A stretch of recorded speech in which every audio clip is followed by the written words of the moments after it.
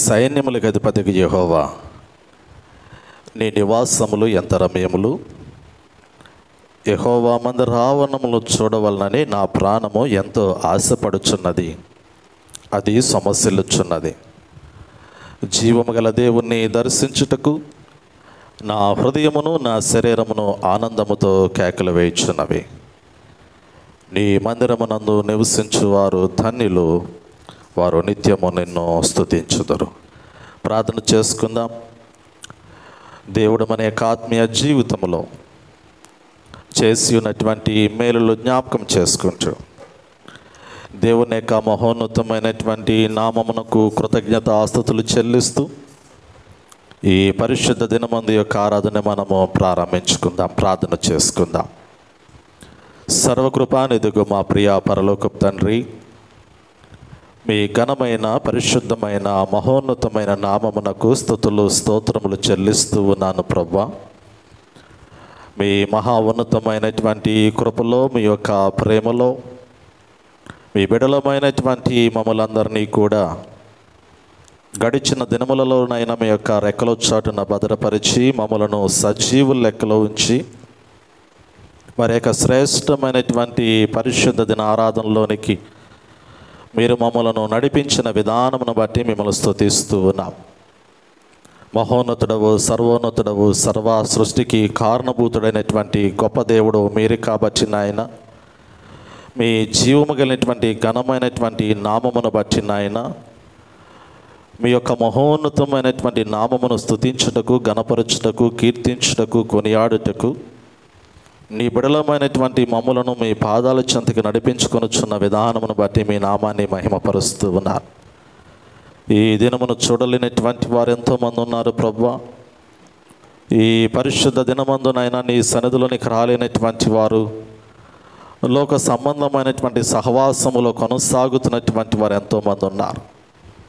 కానీ నీ బిడలైనటువంటి వారిని ప్రభా ఈ పరిశుద్ధ దినమందు మీ సన్నిధిలోనికి నడిపించుకున్న వారి ద్వారా మీ నామాన్ని గణపరుచుకుంటున్న విధానమును బట్టి మిమ్మల్ని స్తుతిస్తూ ఉన్నాను ప్రభా. యావత్ ప్రపంచంలో ఇటువంటి దేశములలో ఉన్నటువంటి క్రైస్తవ సంఘాలలో ఈ పరిశుద్ధ దినమందునైనా ఆరాధనలు జరుగుతూ ఉండగా ప్రతి మందిరము కూడా ప్రభా పరిశుద్ధాత్మతో నింపబడే భాగ్యాన్ని మీరు అనుగ్రహించండి.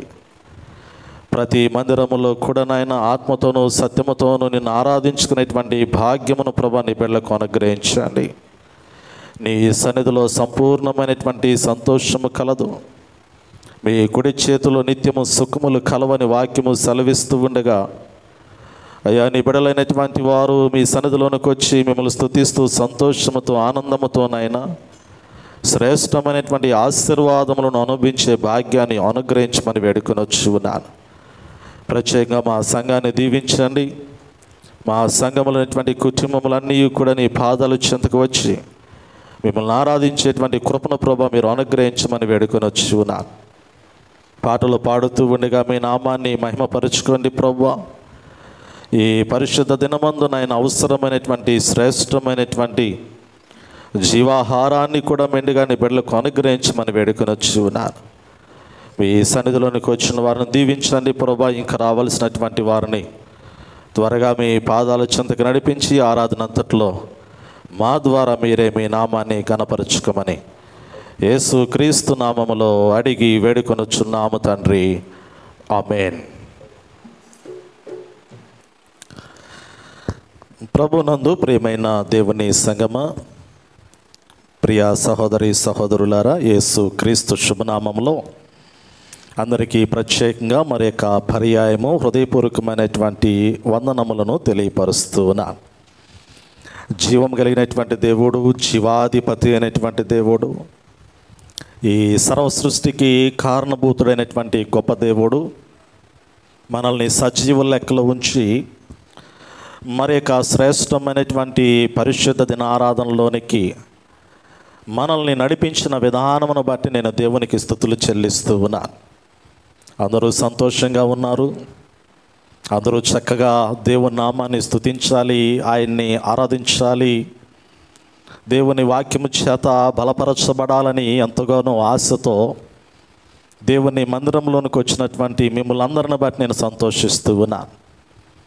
ఎన్ని ఆటంకాలున్నా, ఎన్ని పనులున్నా, లోకంలో ఎటువంటి పరిస్థితులున్నా వాటన్నిటినీ కూడా దాటుకొని ఈరోజు దేవుని మందిరంలో దేవుణ్ణి ఆరాధించాలి, దేవుని వాక్యము చేత హృదయాలను దేవునికి మహిమకరంగా నడిపించుకోవాలి అనేటువంటి ప్రేరేపణ దేవుడు మీ హృదయాలలో కలగచేసిన విధానమును బట్టి నేను సంతోషముతో దేవుని స్తుతిస్తూ ఉన్నాను. ఆశగున్నటువంటి ప్రాణాన్ని దేవుడు తృప్తిపరిచేటువంటి దేవుడు. కడువర దినాలలో, అపాయకరమైనటువంటి దినాలలో, దుర్దినాలలో దేవుని బిడలైనటువంటి వారు దూరమైపోతున్నటువంటి దినములలో ఆ దేవునికి సమీపంగా రావటానికి దేవుని యొక్క వాక్యము నొరలేక హృదయాలను ప్రేరేపిస్తూ ఉంది. పిల్లరా, ప్రాముఖ్యంగా ఈరోజు పరిశుద్ధ దినమందు దేవాలయ శుద్ధీకరణ, హృదయ శుద్ధీకరణ అనేటువంటి అంశాన్ని మీతో పంచుకోవడానికి నేను ఇష్టపడుతూ ఉన్నాను. సహజంగా మానవుని యొక్క జీవితంలో మనము నివసించేటువంటి గృహాలను మనం గమనించుకున్నప్పుడు ఇంటిలో ఉన్నటువంటి యజమానురాలుగా ఉన్నటువంటి స్త్రీ ప్రతిదినము కూడా నివసించేటువంటి గృహాన్ని చాలా అందంగా అలంకరించుకోవడానికి ఇష్టపడుతూ వచ్చారు. మొదటి జామున లేచి ఇంటినంతటినీ కూడా శుభ్రంగా చక్కగా చీపురు తీసుకొని ఇంటిని శుభ్రం చేసుకుంటూ వచ్చారు. ఇంటిలో ఉన్నటువంటి దుమ్మంతటిని, ధూళినంతటినీ కూడా తుడిచివేసి ఇల్లంతా కూడా పరిశుభ్రంగా ఉంచుకోవటానికి ప్రస్తుత దినాల్లో ఉన్నటువంటి కుటుంబాలలో ఉన్నటువంటి స్త్రీలు, ప్రస్తుత దినాల్లో మనం గమనించగలిగితే కొంతమంది పురుషులు కూడా ఈ పనులు చేస్తూ వచ్చారు కదా. ఈ దినాలలో, ప్రస్తుత యుగాలలో మనం గమనించగలిగితే చేస్తారు. స్త్రీలు కాదన్నా కానీ ఇంట్లో ఇల్లు ఊడ్చే పురుషులు ఉన్నారు, వంట వండే పురుషులు ఉన్నారా లేదా? ఉంటారు. తప్పేం కాదు. ఎక్కువ వాళ్ళే. మీరు అవునన్నా కాదన్నా కానీ ప్రస్తుత దినాల్లో ఎక్కువ వాళ్ళే. ఇంటి పనులు చక్కబెట్టేది పురుషులే ప్రస్తుత దినాల్లో. నిజమే, అవునన్నా కాదన్నా మన బాధలు మనం చెప్పుకోవాలి కదా. బట్టలు ఉతికే వాళ్ళు ఉన్నారు, వంట వండే వాళ్ళు ఉన్నారు. మీరేం మాట్లాడే పని లేదు. ఇక స్త్రీ మౌనంగా ఉండాలంతే. అది యాక్సెప్టబుల్, నిజమే, అంగీకారమే, అంతే. ప్రస్తుత దినాల్లో మీరు ఒప్పుకున్నా ఒప్పుకోకపోయినా కానీ ఇక్కడ పురుష సమాజం ఒప్పుకుంది. మేమే ఇంట్లో పనులు చేసుకుంటాము, కనీసము భోజనం పెట్టుకునేది మేమే కదా. అవును, నిజమే. గుడ్. శుభ్రత, రుచి చూసేది కూడా మేమే. ఇంకా చెప్పాలంటే ఇంకొక అడుగు ముందుకేసి మా మోహన్ గారు అన్నీ చెప్పేస్తూ ఉంటారు. ఆ వంట వండినా కానీ దాన్ని టేస్ట్ చూడాలన్నా కానీ, ఉప్పు ఎక్కువైందా, ఉప్పు తక్కువైందా, రుచి చూసి సమస్తము చూడాలన్నా కానీ పురుషులే. నిజమే కదా, పురుషులే కదా, నిజమే. ఒక గృహం ఏమో మళ్ళీ అటు చేసి నా దగ్గరికి రామాకండి. నేను సపరేట్, నేను ప్రత్యేకంగా పాస్టర్ గారికి నాకు ఏ పని చెప్పరు, నేను ఏ పని చేయను, ఏ పని జోలికి వెళ్ళను అన్నమాట. గుడ్. ఎనీహౌ చాలా సంతోషము. దేవుని యొక్క వాక్యంలో ఈరోజు మనము జ్ఞాపకం చేసుకునేటువంటి మాట కూడా శుద్ధీకరణ. మనము మన యొక్క గృహాన్ని ఏ విధంగా చాలా జాగ్రత్తగా పరిశుభ్రంగా ఉంచుకోవడానికి ఇష్టపడుతూ ఉంటామో, పరమ తండ్రి అనేటువంటి దేవుడు కూడా తన యొక్క ఇంటి విషయంలో జాగ్రత్త కలిగి ఉన్నాడు. ఈరోజు ఈ మాటను మీకు జ్ఞాపకం చేయడానికి ఇష్టపడుతూ ఉన్నాను. మన యొక్క కుటుంబమును గురించి, మన యొక్క ఇంటిని గురించి మనం ఎలా శ్రద్ధ కలిగి ఉంచామో, మన ఇంటిలో ఉన్నటువంటి ఉపకరణముల విషయంలో కావచ్చు, లేదా మన యొక్క ఇంటి విషయంలో తీసుకునేటువంటి జాగ్రత్తల విషయంలో కావచ్చు, ఏ విధంగా ఈ లోకములో మనము శ్రద్ధ కలిగినటువంటి వారిగా మనము ఆలోచన కలిగి ఉంచామో, పరమ తండ్రి అయినటువంటి దేవుడు, సృష్టికర్త అయినటువంటి దేవుడు సమస్త మానవాళి యొక్క జీవితాలను ఒక మార్గంలో నడిపించుచున్నటువంటి దేవుడు, ఈ లోకములో తన బిడల యొక్క జీవితాలలో ఉన్నటువంటి అవసరతలను, అక్కరలన్నిటినీ కూడా తీరుస్తున్నటువంటి దేవుడు తన ఇంటి విషయంలో కూడా జాగ్రత్త కలిగి ఉంటాడు అనేటువంటి మాటను ఈరోజు మీకు జ్ఞాపకం చేయడానికి ఇష్టపడుతూ ఉన్నాను. మనం చదువుకున్నటువంటి లేఖన భాగము యోహాను సువార్త 2వ అధ్యాయము 13వ వచనము నుండి 17వ వచనం వరకు లేఖన భాగాన్ని మనం చదివి ఉన్నాం. ఇక్కడ యేసు ప్రభువారి యొక్క సందర్భాన్ని మనం గమనించగలిగితే, యేసు ప్రభువారు యెరూషలేము పట్టణంలోనికి జీవోత్సాహముతో గాడిద పిల్ల మీద ఊరేగి వెళ్ళినటువంటి సందర్భం మనకు కనపడుతూ ఉంటుంది.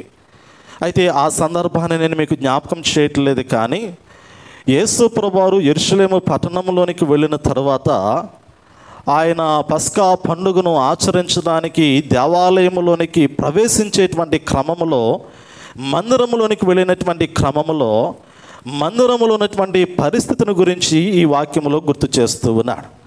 దేవుని మందిరమును గురించి దేవుడు ఎలాంటి జాగ్రత్త కలిగి ఉన్నాడు. పాడైపోయినటువంటి మందిరాన్ని, లేదా ఒక దొంగల గుహగా మారినటువంటి మందిరాన్ని, ఒక వ్యాపారపు టిల్లుగా మారినటువంటి మందిరాన్ని, ఒక అధికార దాహముతో కూడినటువంటి రాజకీయ తత్వముతో కూడినటువంటి ఆలోచన కలిగినటువంటి వ్యక్తులు కలిగినటువంటి ఆ యొక్క మందిరాన్ని దేవుడు ప్రక్షాళన చేయటానికి ఇష్టపడినటువంటి సందర్భాన్ని ఈరోజు మనము ధ్యానించుకోబోతూ ఉన్నాం. ఈ లేఖన భాగాన్ని మనం గమనించగలిగితే 4 సువార్తల్లో కూడా మనకు కనపడుతూ ఉంటుంది. యోహాను సువార్త 2వ అధ్యాయము 13వ వచనం నుండి 17వ వచనం వరకు లేఖన భాగమే.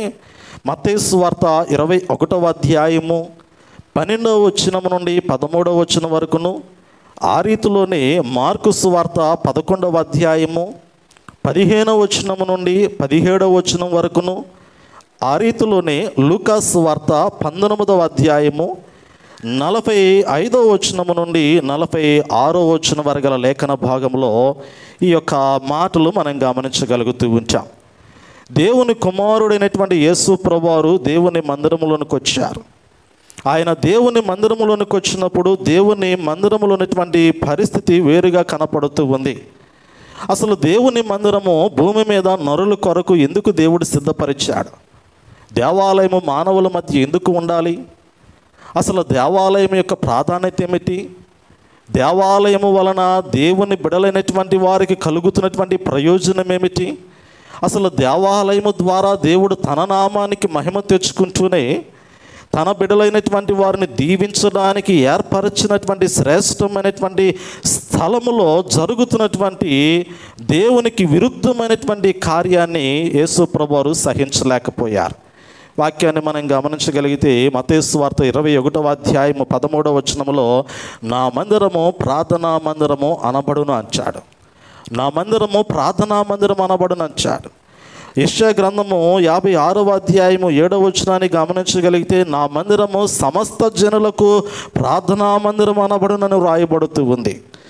మార్కు సువార్త 11వ అధ్యాయము 17వ వచనాన్ని గమనించగలిగితే నా మందిరము సమస్త అన్యజనులకు ప్రార్థనా మందిరం అని రాయబడింది. దేవుని యొక్క వాక్యం మనం గమనించగలిగితే నా మందిరము ప్రార్థనా మందిరము, నా మందిరము సమస్త జనులకు ప్రార్థనా మందిరము, నా మందిరము సమస్త అన్యజనులకు ప్రార్థనా మందిరము. ప్రార్థన చేసేటువంటి స్థలము, దేవునితో మాట్లాడేటువంటి స్థలము, దేవుని చేత దీవించబడేటువంటి స్థలము, దేవుని ఆశీర్వాదాలు పొందుకునేటువంటి స్థలము, దేవుని యొక్క కనుదృష్టి నిలిచి ఉన్నటువంటి స్థలము, దేవుని యొక్క మహిమ నిత్యము దిగి వచ్చేటువంటి స్థలము, దేవుడు తన బిడ్డల కొరకు ఇచ్చినటువంటి ఒక శ్రేష్టమైనటువంటి మందిరం అనేటువంటి మాటను మనం గమనించగలుగుతూ ఉన్నాం. మందిరము చాలా పరిశుద్ధమైనటువంటిది. మందిరం ఎప్పుడూ కూడా అది దేవుని యొక్క శ్రేష్టమైనటువంటి సన్నిధితో, వెలుగుతో, మహిమతో నిండి ఉన్నటువంటి స్థలముగా పరిశుద్ధ గ్రంథంలో లేఖనాలు మనకు జ్ఞాపకం చేయబడుతూ ఉన్నాయి. నిజమే ప్రియులారా, అటువంటి మందిరాన్ని యేసు ప్రభువారు చూస్తూ ఉన్నారు యెరూషలేము పట్టణములో. ఆ మందిరము దేవాలయముగా ఉన్నటువంటి మందిరము, దేవుణ్ణి ఆరాధించేటువంటి స్థలముగా ఉన్నటువంటి మందిరము యేసు ప్రభువారు చూచినప్పుడు అది ఒకటి దొంగల గుహగా మారినట్లుగా ప్రభువారు జ్ఞాపకం చేస్తూ ఉన్నారు. పిల్లలు గమనించండి, ఈరోజు యేసు ప్రభువారు దేవుని మందిరాన్ని ప్రక్షాళన చేస్తున్నటువంటి సందర్భాన్ని మీకు జ్ఞాపకం చేస్తూ ఉన్నా. ఆయన తన ఇంటిని గూర్చినటువంటి ఆలోచన కలిగినటువంటి వాడిగా, తన ఇంటిని గూర్చినటువంటి ఆసక్తి తన హృదయాన్ని భక్షిస్తుంది అనేటువంటి లేఖనమును ఆధారము చేసుకొని ఆ యొక్క లేఖనమును నెరవేర్చేటువంటి క్రమములో దేవాలయమును శుద్ధీకరిస్తున్నటువంటి ఆ సందర్భాన్ని ఈ సువార్తలో మనం గమనించగలుగుతూ ఉన్నాం. ఒక మాట గమనించండి, యెషయా గ్రంథము ఆ కీర్తనల గ్రంథము 69వ సంకీర్తన, కీర్తనల గ్రంథము 69వ సంకీర్తన 9వ వచనాన్ని ఒక మాటను మనం పరిశీలన చేద్దాం. పిల్లలు గమనించండి. ప్రవక్త రాసినటువంటి, అంటే దేవుడు ప్రవక్త చేత పలికించినటువంటి మాట 69వ కీర్తన. నీ ఇంటిని గూర్చిన ఆసక్తి, నీ ఇంటిని గూర్చిన ఆసక్తి నన్ను భక్షించి ఉన్నది. పిల్లల కీర్తనకారుడు జ్ఞాపకం చేస్తూ ఉన్నాడు. దావీదు మహారాజు యొక్క హృదయాంతరంగములలో ఆ దేవుని యొక్క ఆత్మచేత పలికింపబడినటువంటి మాట, నీ ఇంటిని గూర్చిన ఆసక్తి నన్ను భక్షించి ఉన్నది అనేటువంటి మాట. ఇక్కడ ఈ దావీదు భక్తుడు దేవుని కుమారుడైనటువంటి యేసు ప్రభువారు లోకములోనికి రాబోతూ ఉన్నాడు. దేవుని కుమారుడైనటువంటి యేసు ప్రభువారు లోకములోనికి వచ్చిన తరువాత ఆయన ఏ ఇంటినైతే కట్టబోతూ ఉన్నాడో, ఏ ఇంటినైతే శుభ్రపరచబోతూ ఉన్నాడో, ఏ యొక్క ఇంటినైతే దేవునికి మహిమకరంగా నిలబెట్టబోతూ ఉన్నాడో, ఈ లేఖనముల యొక్క నెరవేర్పును యోహాను సువార్తికుడు గుర్తు చేస్తూ ఉంటాడు. మనం ఇందాక చదువుకున్నటువంటి యోహాను సువార్త 2వ అధ్యాయములో ఈ మాట మరలా మనకి 2వ అధ్యాయము 17వ వచనములో మరలా మనకు అక్కడ జ్ఞాపకం చేయబడుతుంది. మనం గమనించగలిగితే 17వ వచనంలో, నీ ఇంటిని గూర్చిన ఆసక్తి నన్ను భక్షించునని వ్రాయబడి ఉన్నట్టు జ్ఞాపకము చేసుకుని. శిష్యులు ఈ మాటను గుర్తు చేసుకుని ఉన్నారు. ఎందుకు గుర్తు చేసుకున్నారు అంటే, మొట్టమొదటిగా మనం గమనించవలసినటువంటి సంగతి ఏమిటంటే, యేసు ప్రభువారు దేవాలయంలోనికి వచ్చారు. యేసు ప్రభువారు దేవుని మందిరములోనికి వచ్చారు వాక్యమును బోధించడానికి, లేదా ఆయన దేవుని మందిరములోనికి వచ్చారు దేవుణ్ణి ఆరాధించడానికి. అది పండుగ దినములు కాబట్టి పండుగ దినములలో దేవుని నామమును మహిమపరచడానికి దేవుని కుమారుడైనటువంటి యేసు ప్రభువారు దేవాలయములోనికి వచ్చినప్పుడు ఆ ఆలయము ఎలా మారినది, ఆ ఆలయమును ఆయన ఎలా చూస్తూ ఉన్నాడో మత్తయి సువార్తికుడు గుర్తు చేస్తూ ఉన్నాడు. ఒక్కసారి మత్తయి సువార్త 21వ అధ్యాయాన్ని పరిశీలన చేద్దాం. మత్తయి సువార్త 21వ అధ్యాయాన్ని మనం గమనించగలిగినట్లయితే, ఈ 21వ అధ్యాయంలో 13వ వచన భాగము నుండి కొన్ని మాటలు మనకు అక్కడ తెలియపరచబడుతూ ఉన్నాయి. పిల్లలు గమనించండి ఒక్కసారి ఆ మాట. నా మందిరము ప్రార్థనా మందిరము అనబడును అని వ్రాయబడి ఉన్నది. అయితే మీరు దానిని దొంగల గుహగా చేసి. పిల్లలు గమనించండి, వాక్య భాగంలో చక్కగా మనకు జ్ఞాపకం చేయబడుతుంది. యేసు ప్రభువారు పలికినటువంటి ఈ మాటలో నా మందిరము ప్రార్థనా మందిరం అనబడును అని వ్రాయబడి ఉన్నది. అయితే మీరు దానిని దొంగల గుహగా చేసడి వారెనను అంటాడు కదా. దొంగల గుహ. ఈ మొదటి మాట ఈరోజు 3 విషయాలు జ్ఞాపకం చేస్తూ ఉన్నాను. ఒకటి, మందిరము ప్రార్థనా మందిరము. ఆ ప్రార్థనా మందిరాన్ని దేవుడు అనగా దేవుని కుమారుడైనటువంటి యేసు ప్రభువారు చూసినప్పుడు అది ఒక దొంగల గుహగా కనపడుతూ ఉంది. చోరులైనటువంటి వారు, అన్యాయస్తులైనటువంటి వారు, అక్రమము చేస్తున్నటువంటి వారు, మరి దోచుకొనుచున్నటువంటి వారు, లోకములో వ్యభిచారమైనటువంటి మనస్సు కలిగినటువంటి వారు, లోక సంబంధమైనటువంటి పాపమునంతటినీ కూడా హృదయాలలో కలిగి ఉన్నటువంటి వారు నివసించేటువంటి స్థలముగా దేవాలయము మారిపోతూ ఉంది. ఈ మాట ఇర్మియా గ్రంథంలో రాయబడింది. ఇది ఒక ప్రవచనమునకు సంబంధించినటువంటి మాటే. ఎందుకంటే దేవుణ్ణి ఆరాధించేటువంటి స్థలము చాలా పరిశుద్ధమైనటువంటిది. దేవుణ్ణి ఆరాధించేటువంటి వాడు కూడా పరిశుద్ధుడైనటువంటి వాడు. ఎందుకంటే ప్రసంగి గ్రంథంలో జ్ఞాపకం చేస్తూ ఉన్నాడు, నీవు దేవుని మందిరంలోనికి వెళ్ళినప్పుడు నీ ప్రవర్తన జాగ్రత్తగా చూసుకోమంటాడు. ఎందుకంటే ఎప్పటికప్పుడు ప్రతి దినము కూడా దేవుని బిడ్డలైనటువంటి వారు వారి యొక్క ప్రవర్తన విషయంలో జాగ్రత్త కలిగి ఉండాలి. వారి ఆలోచనల విషయంలో జాగ్రత్త కలిగి ఉండాలి. వారు నడవడిక విషయంలో జాగ్రత్త కలిగి ఉండాలి. వారు మాట్లాడేటువంటి మాటల విషయంలో జాగ్రత్త కలిగి ఉండాలి. ఎందుకంటే మనం ఆరాధించేటువంటి వాడు సజీవుడై ఉన్నటువంటి వాడు. మనము ఆరాధిస్తున్నటువంటి వాడు హృదయ రహస్యములు ఎరిగినటువంటి వాడు. ఆయన ప్రతి నరుణ్ణి కూడా పరిశోధిస్తున్నటువంటి వాడు, ప్రతి నరుని యొక్క హృదయాంతరంగా ఎరిగినటువంటి వాడు. ఇక్కడ యేసు ప్రభువు నరుల హృదయాన్ని ఎరిగినటువంటి వాడు.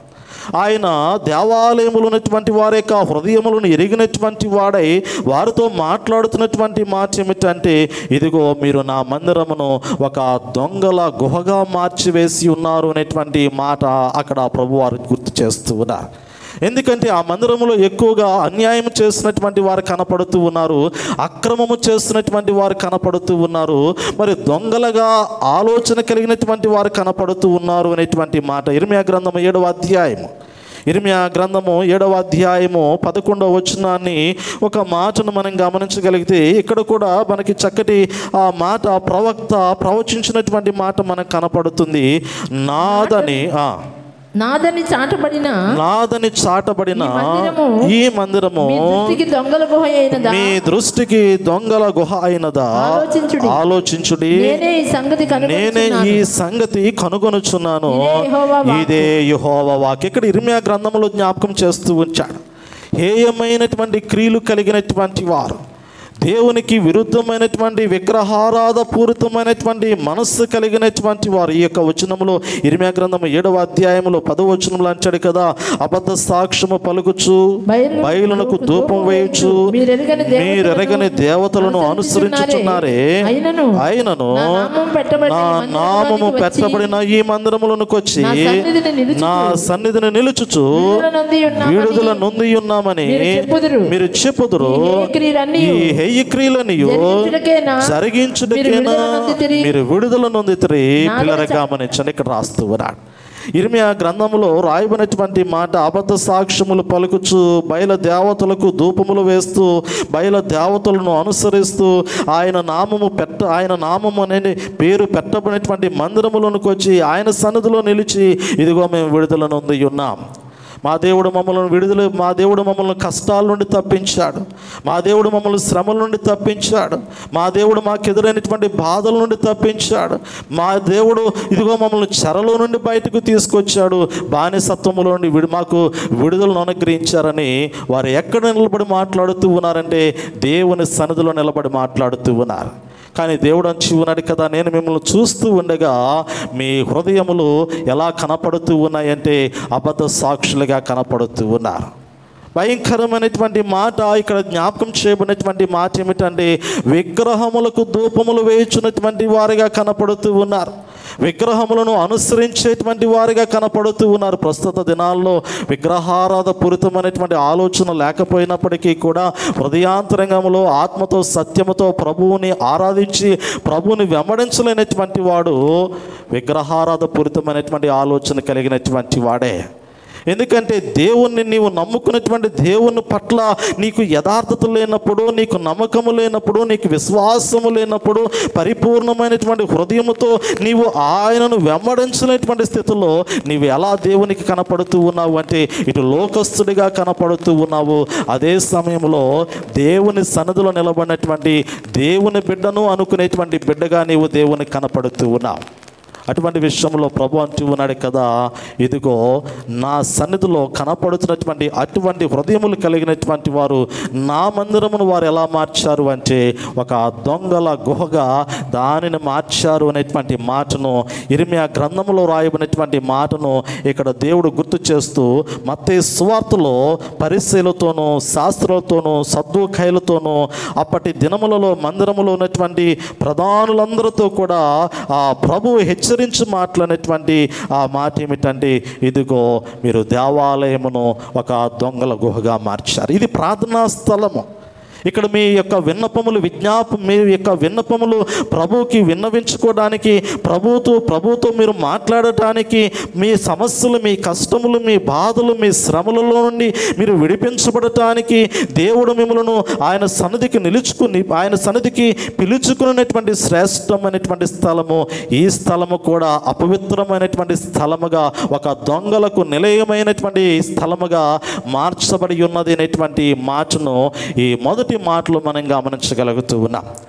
రెండవది మనం గమనించగలిగినట్లయితే ప్రియులారా, యేసు ప్రభువారు దేవాలయంలో పలికినటువంటి మాటల్లో మొదటి మాట దొంగల గుహగా మారినటువంటి దేవాలయం విషయంలో దాన్ని జాగ్రత్తగా శుద్ధీకరించుకుంటూ ఉన్నారు. ఆ యొక్క దొంగల గుహగా ఉన్నటువంటి నిలయాన్ని పరిశుద్ధులకు నిలయంగా ప్రభువు మారుస్తూ ఉన్నారు. అది ఒక నీతిమంతులకు నిలయంగా ప్రభువు మారుస్తూ ఉన్నారు. అది ప్రభువుని ఆరాధించేటువంటి శ్రేష్టమైనటువంటి స్థలముగా యేసు ప్రభువారు మరలా ప్రక్షాళన చేసినటువంటి సమయంలో మరలా మరొక మాట ఇక్కడ మనకు జ్ఞాపకం చేయబడుతూ ఉంది. యోహాను సువార్త 2వ అధ్యాయాన్ని మనం గమనించగలిగితే, యోహాను సువార్త 2వ అధ్యాయము 13వ వచనం నుండి మరలా ఒక మాటను మనం పరిశీలన చేద్దాం. యూదులు పస్కా పండుగ సమీపింపగా యేసు యెరూషలేమునకు వెళ్ళి దేవాలయములో ఎడ్లను గొర్రెలను రూకలు మార్చువారును కూర్చుండట చూచి త్రాళ్లతో కొరడాలు చేసి గొర్రెలను ఎడ్లనెట్టిని దేవాలయము నుండి తోలివేసి రూకలు మార్చివారి రూకలు చల్లివేసి వారి బల్లలు పడద్రోసి పావురములు అమ్మువారితో వీటిని ఇక్కడ నుండి తీసుకుని పోండి, నా తండ్రి ఇల్లు వ్యాపారపు టిల్లుగా చేయకుడని చెప్పిన చాలు మా పిల్లలకి గమనించండి. రెండవ మాట యేసు ప్రభువు జ్ఞాపకం చేస్తూ ఉన్నారు. మొదటి మాట దొంగల గుహ అన్నారు, రెండో మాట వ్యాపారపు టిల్లు కదా. నా మందిరము సమస్త జనులకు ప్రార్థనా మందిరము, నా మందిరము సమస్త అన్య జనులకు ప్రార్థనా మందిరము, నా మందిరము ప్రార్థనా మందిరము. ఇప్పుడు యేసు ప్రభువారు మందిరంలోనికి వచ్చినప్పుడు ఆ మందిరము ప్రభువుకి ఎలా కనపడుతూ ఉంది, ఆ మందిరాన్ని ప్రభువు ఎలా చూస్తూ ఉన్నాడు, ఆ మందిరంలో ఉన్నటువంటి వారి యొక్క స్థితిగతులను ప్రభువు చూచి వారిని ఏ కోణంలో మాట్లాడుతూ ఉన్నాడు అంటే ఇక్కడ అంటారు కదా. వాక్యాన్ని మనం గమనిస్తున్నటువంటి క్రమంలో దేవాలయంలో ఏమున్నాయి? యోహాను సువార్త 2వ అధ్యాయం 14వ వచనం చూడండి ఒకసారి. దేవాలయంలో ఎడ్లును గొర్రెలను పావురములను అమ్మవారును రూకలు మార్చువారును కూర్చుండట చూచి. దేవాలయంలో ఎవరు కూర్చున్నారంట? దేవుణ్ణి ఆరాధించేటువంటి వారు కూర్చోలా, వ్యాపారం చేయడానికి వచ్చినటువంటి కూర్చున్నారు.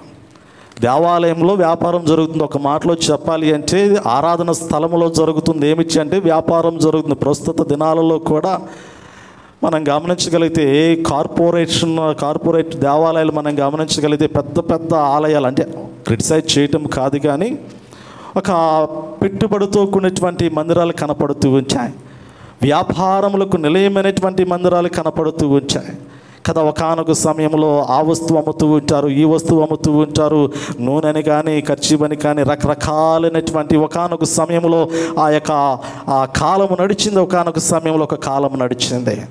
ఎందుకంటే అది ఒక వ్యాపారంలో కేంద్రంగా కొన్ని పరిస్థితులు మారాయి.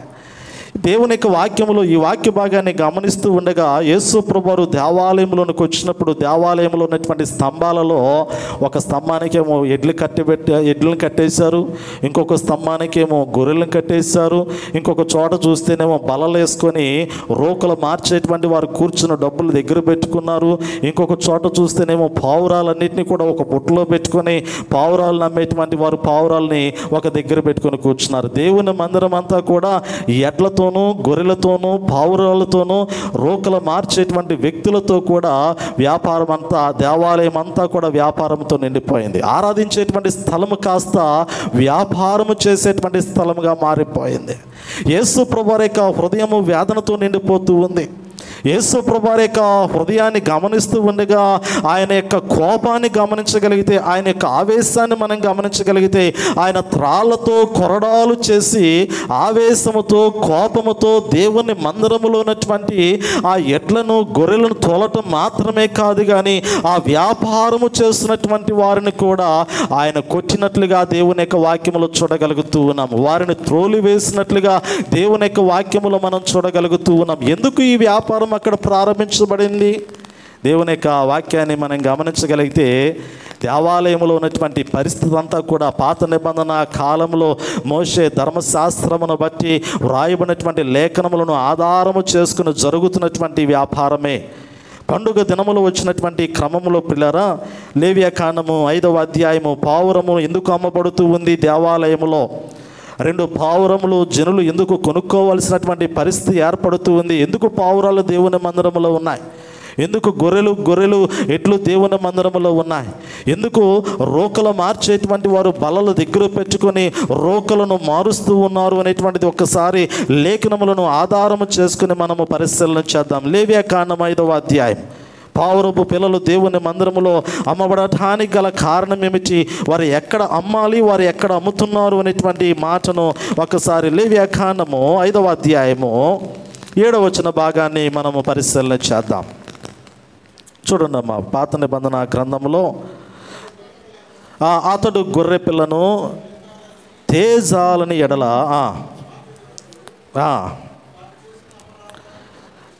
తాను చేసిన అపరాధ విషయమై 2 తెల్ల గువ్వలనే కానీ 2 పావురపు పిల్లలనే కానీ పాప పరిహారార్థ బలిగా ఒకదానిని, దహన బలిగా ఒకదానిని యెహోవా సన్నిధికి తీసుకుని రావాలని. పిల్లలు గమనించండి, లేవ్యాకాండము 5వ అధ్యాయము 7వ వచనములు ఈ మాట చక్కగా రాయబడింది. పాత నిబంధన గ్రంథంలో పేజీ నెంబర్ 84, 83, 84 పేజ్.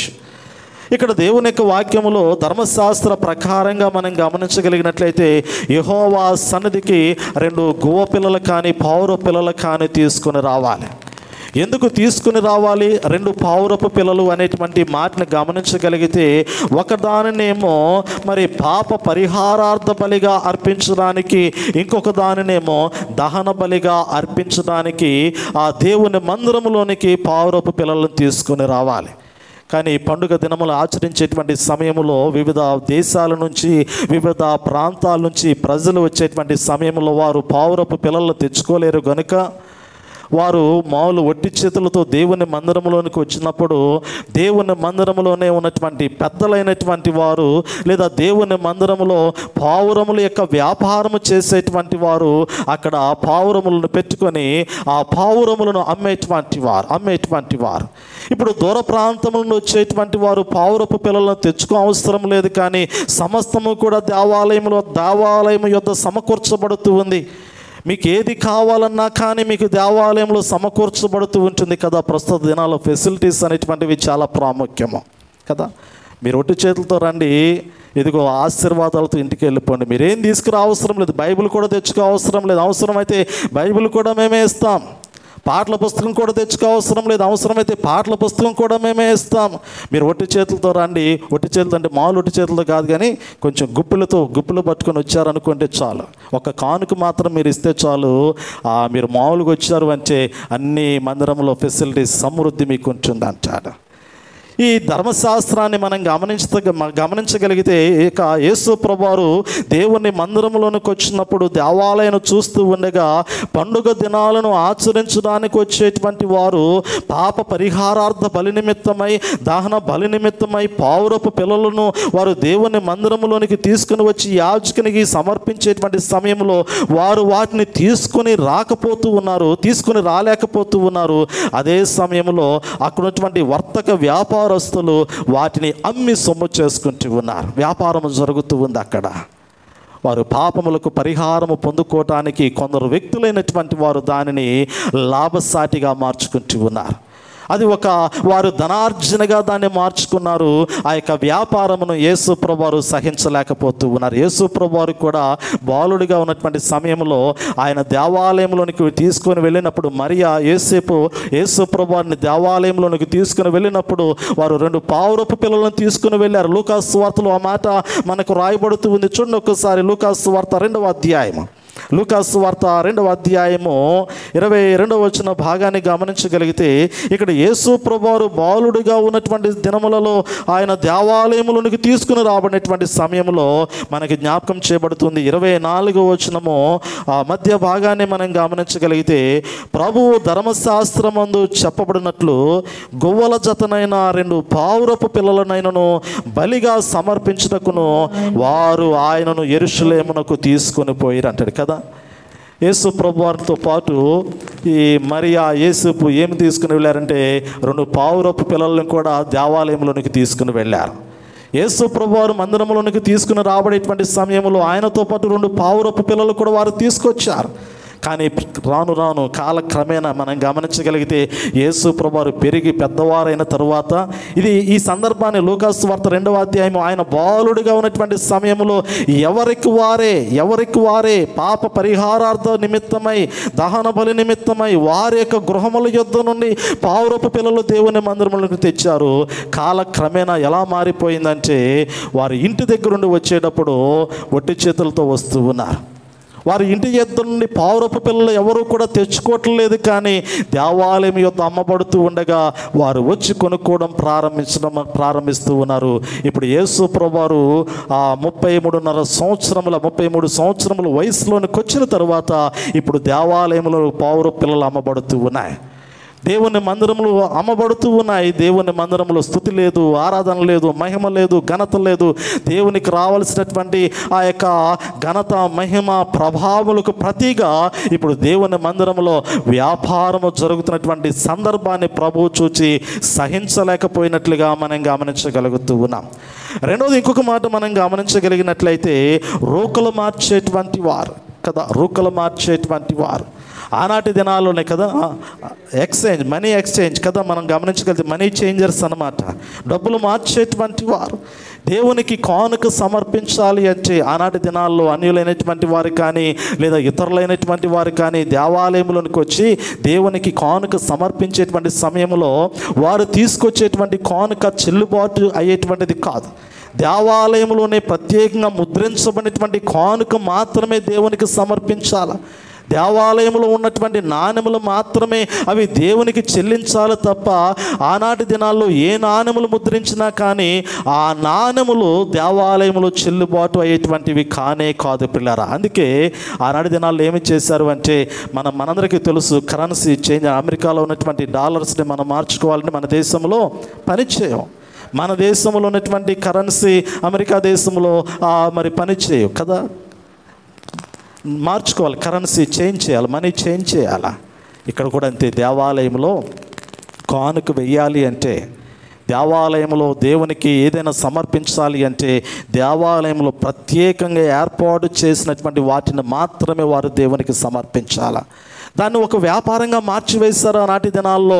ప్రధాన యాజకులైనటువంటి వారు, పరిసయ్యులైనటువంటి వారు, పెద్దలైనటువంటి వారు, లేదంటే ఆనాటి దినాల్లో ఉన్నటువంటి దేవాలయ సంరక్షకులుగా ఉన్నటువంటి వారు దాన్ని దేవాలయంని ఎలా మార్చారు అంటే ఒక వ్యాపారములకు కేంద్రంగా మార్చారు. ఇప్పుడు దేవుని మందిరంలో అక్కడొక బల్ల, అక్కడొక బల్ల, అక్కడొక బల్ల, అక్కడొక బల్ల, 4 దిక్కులా కూడా అన్ని దిక్కులా కూడా ఒక్కొక్కరు బల్లలు వేసుకొని కూర్చుంటారు. ఆ బల్లల మీద వారి దగ్గర ఉన్నటువంటి నాణెములు పెట్టుకుంటారు, రోకలు పెట్టుకుంటారు. దేవునికి కానుక సమర్పించాలని ఆ పండుగ దినములో వచ్చినటువంటి వాడు ఏం చేస్తాడు అంటే ఆ కానుక హుండీలో వేయటానికి లేదు కాబట్టి ఆ యొక్క కానుకను హుండీలో సమర్పించేటువంటి సమయంలో కానుకలు పెట్టెలో వేసేటువంటి సమయంలో ఆ నాణెములు తీసుకొచ్చి ఇతనికిస్తే ఇతడు కమిషన్ తీసుకొని మరి కొంత వారికి ఇస్తూ ఉంచాడు.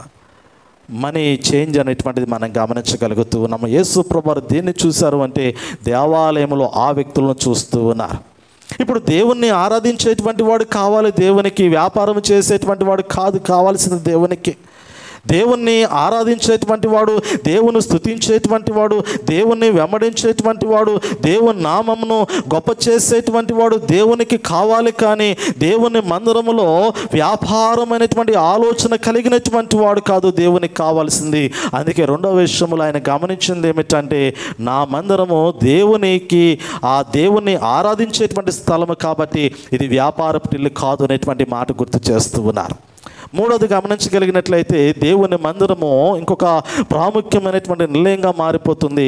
దేవుని మందిరాన్ని ఆయన చూచినప్పుడు అది ఒక అధికార దాహము కలిగినటువంటి వ్యక్తుల యొక్క స్వాధీనములో ఉన్నటువంటి మందిరముగాను, అదే సమయంలో గమనించగలిగితే కుట్రలకు కుతంత్రాలకు నిలయమైనటువంటి దేవాలయముగా ఆ మందిరము మార్చబడినటువంటి సమయాన్ని మార్కు సువార్తలో మనం గమనించగలుగుతూ ఉన్నాం. మార్కు సువార్త 11వ అధ్యాయము, మార్కు సువార్త 11వ అధ్యాయము 18వ వచనాన్ని ఒకసారి మనము పరిశీలన చేద్దాం. 18వ వచనము, శాస్త్రులను ప్రధాన యాజకులను ఆ మాట విని జన సమూహమంతయు ఆయన బోధకు బహుగా ఆశ్చర్యపడుట చూచి ఆయనకు భయపడి ఆయనను ఎలాగూ సంహరించుదమని సమయము చూచుచుండ్రి. పిల్లలు గమనించండి, ఈ ప్రధాన యాజకులు, పరిసయ్యులు, శాస్త్రులు ఎప్పుడు చూసినా కానీ వారు దేవాలయంలో ఉండేటువంటి వారే.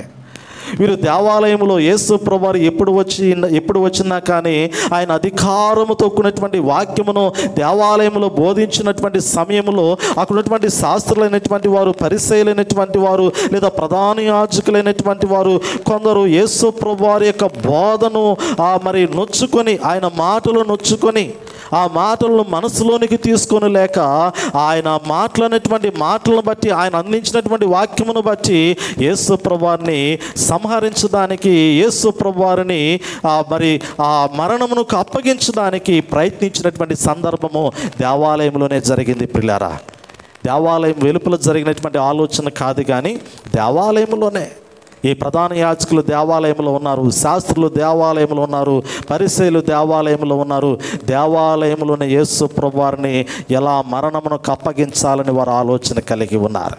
ఎందుకంటే ప్రభువు హృదయ రహస్యాలు ఎరిగినటువంటి వాడు, వారి యొక్క మనసులు ఎరిగినటువంటి వాడు, ఆయన ఆలోచనలు ఎరిగినటువంటి వాడు, ఆయన యొక్క ఉద్దేశములు ఎరిగినటువంటి వాడు. కాబట్టి ఆయన యొక్క ఆలోచనలన్నింటినీ కూడా ఆయన గ్రహించినటువంటి వాడై వారి యొక్క హృదయాలను మార్చడానికి, వారి ఆలోచనలు మార్చడానికి, వారి తలంపులను మార్చడానికి యేసు ప్రభువారు అనేకమైనటువంటి ప్రయత్నాలు చేశారు. ఈ విషయాన్ని యేసు ప్రభువారు యోహాను సువార్తలో గుర్తు చేస్తారు. యోహాను సువార్త 7వ అధ్యాయాన్ని గమనించగలిగితే 7వ అధ్యాయం 18వ వచనంలో రాయబడినటువంటి మాట ఏమిటంటే, తనంతట తానే బోధించువాడు స్వకీయ మహిమను వెదుకును గాని తన్ను పంపిన వాని మహిమను వెదుకువాడు, తన్ను పంపినవాడు మహిమను వెదుకువాడు సత్యవంతుడు. చదవండమ్మా. ఆయన యందు ఏ దుర్నీతియు లేదు. మోషే మీకు ధర్మశాస్త్రం ఇయ్యలేదా? ఆయనను మీలో ఎవడును ఆ ధర్మశాస్త్రమును కైకొనడు. మీరెందుకు నన్ను సంపజూచుచున్నారని వారితో చెప్పాను కదా. పరిసయ్యులతో ప్రభు మాట్లాడుతూ ఉన్నారు, శాస్త్రులతో ప్రభు మాట్లాడుతూ ఉన్నారు, యూదులతో ప్రభు మాట్లాడుతూ అన్న మాట ఏమిటంటే, మీ చేతిలో ధర్మశాస్త్రం ఉందే, మీరు ఆ ధర్మశాస్త్రాన్ని ఏనాడైనా గైకొన్నారా? ఆ ధర్మశాస్త్రాన్ని ఏనాడైనా మీరు పరిపూర్ణంగా ఆచరించారా? ఆ వాక్యమును బోధిస్తున్నటువంటి సత్యవంతుని విషయంలో మాత్రమే మీరు పగ తీర్చుకోవాలనేటువంటి ఆలోచన కలిగి ఉన్నారు అనేటువంటి మాటను మీరు ఎందుకు నన్ను చంపచూచుచున్నారు? మీ చేతిలో ఉన్నటువంటి ధర్మశాస్త్రాన్ని ఏనాడైనా కానీ యథార్థంగా హృదయపూర్వకంగా అనుసరించినటువంటి సందర్భం మీలో ఎప్పుడైనా కలిగినదాని యేసు ప్రభువారు వారితో మాట్లాడుతూనే ఈ మాట అక్కడ సంబోధించినట్లుగా మనం గమనించగలుగుతూ ఉన్నాం. మీరెందుకు నన్ను చంపచూచుచున్నారు? ఇవన్నీ కూడా ఎక్కడ జరుగుతూ ఉన్నాయి అంటే దేవాలయంలోనే జరుగుతూ ఉన్నాయి. దేవుని మందిరము ఒక దొంగల గుహగా మారినటువంటి సందర్భము ప్రభువు కనపడుతూ ఉంది. దేవుని మందిరము ఒక వ్యాపారపు టిల్లుగా మారినటువంటి సందర్భము ప్రభువు కనపడుతూ ఉంది. దేవుని మందిరము కుట్రలకు కుతంత్రములకు నిలయముగా మారిపోయినటువంటి సందర్భము కనపడుతుంది. ప్రస్తుత దినాల్లో కూడా దేవుని మందిరములను సాతానుడు ఎలా మార్చివేస్తూ ఉన్నాడు అంటే కదా మనం గమనించగలిగితే, ఓహో వీరు ఫలానా వారా, వీరు ఫలానా కదా వర్గాలుగా విడిపోతూ ఉన్నారు. ప్రస్తుత దినాల్లో ఉన్నటువంటి క్రైస్తవ లోకాన్ని మనం గమనించగలిగితే క్రీస్తు రక్తములో కడగబడినటువంటి వారు ఒక్కరే. క్రీస్తు రక్తములో కడగబడుతున్నటువంటి వారు అందరూ కూడా మరి ఏకాత్మ కలిగినటువంటి వారు, మరి దేవుణ్ణి ఆరాధించేటువంటి వారు, మరి ఏక సంఘములో దేవుని సముఖములో దేవుని సన్నిధి ఎదుట నిలబడవలసినటువంటి వారు ప్రస్తుత దినాలలో మరి విడిపోతున్నటువంటి పరిస్థితి మనకు కనపడుతూ ఉంది. కమ్యూనిటీస్గా మనం చూడగలుగుతూ ఉన్నాం, లేదా మరి వర్గాలుగా మనం చూడగలుగుతూ ఉన్నాం. పెద్ద పెద్ద సంఘాల్లో గమనించగలిగితే ఆ కమిటీలు అనేటువంటి ఆ పోరులో విడిపోతున్నటువంటి సందర్భం కనపడుతూ ఉంది. ఇంకొన్ని చోట్లకి వెళితే ఆ ఇంటి పేరిటను బట్టి ఆధిక్యతను బట్టి విడిపోతున్నటువంటి సందర్భాలు కనపడుతూ ఉంది కదా. ఒకళ్ళు ఒక నిర్ణయం తీసుకుంటే, ఓహో ఈ నిర్ణయం ఫలానా వారు తీసుకున్నారు కాబట్టి ఈ నిర్ణయాన్ని మనము అంగీకరించకూడదు, ఈ నిర్ణయం మనకు అనుకూలంగా మనం వెళ్ళకూడదు, దీన్ని మనము యాక్సెప్ట్ చేయకూడదని మరి ఒకరు వ్యతిరేకించేటువంటి సందర్భాలు కనపడుతూ ఉన్నాయి. ఇవన్నీ ఎక్కడ ఉన్నాయి? ఈ రాజకీయ సంబంధమైనటువంటి ఆలోచనలు ఎక్కడ కనపడుతూ ఉన్నాయి? ఈ కుట్రలు కుతంత్రములకు నిలయము ఎక్కడ బీజము వేయబడుతూ ఉందంటే ఒక్కొక్కసారి మనం గమనించగలిగితే ఇవి దేవాలయంలో జరుగుతున్నటువంటి పరిణామాలుగా ప్రభువు జ్ఞాపకం చేస్తూ ఉన్నారు. దేవుని మందిరము బహు పరిశుద్ధమైనటువంటిది. దేవుని మందిరము దేవుని ఆరాధించేటువంటి స్థలముగా ఉన్నటువంటిది. దేవుని మందిరము దేవునితో మాట్లాడటానికి, దేవుడు తన స్వరమును వినిపించడానికి తన బిడ్డల కొరకు ఇవ్వబడినటువంటి అతి శ్రేష్టమైనటువంటి సన్నిధి సహవాసముగా ఉన్నటువంటి సమయంలోనే ఆ మందిరములోనే దేవునికి వ్యతిరేకమైనటువంటి స్వభావం అనేటువంటిది కనపడుతున్నటువంటి క్రమములో దేవుడు దాన్ని శుద్ధీకరిస్తూ ఉన్నాడు. దేవుడు ఆ యొక్క ఆలయాన్ని పరిశుద్ధపరుస్తూ ఉన్నాడు. ఆ ఆలయాన్ని పవిత్రపరుస్తూ ఉన్నాడు.